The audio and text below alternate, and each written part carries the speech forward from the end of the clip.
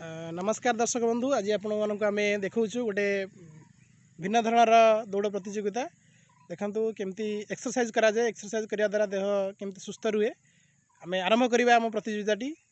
Start 1 2 3 start. दौड़ी चलले देखो सुंदर भाव में पड़िया दौड़ दुई जन प्रतियोगी। लक्ष्य हारिवा जितवा नुह, एक्सरसाइज करवा पड़िया रही एक्सरसाइज करने बहुत आनंददायक। अर्थात दौड़ा द्वारा शरीरटी सुस्थ रुहे, मन मध्य सुस्थ रुहे।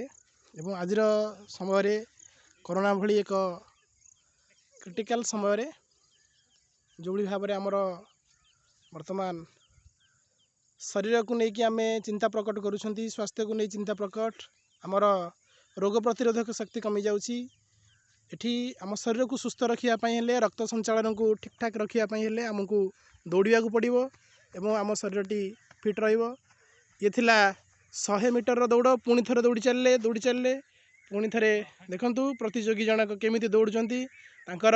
दीर्घ 5 किलोमीटर बाट दौड़ार अभिज्ञता रही से पराकाष्ठा बर्तमान प्रदर्शन करुँच। प्रतिदिन यही पड़िया से माने 5 राउंड बुलती एवं शरीर फिट रही।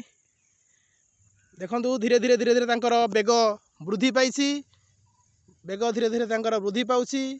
बहुत स्पीड से द्रुत गति रे बिजुली बेगर दौड़ती।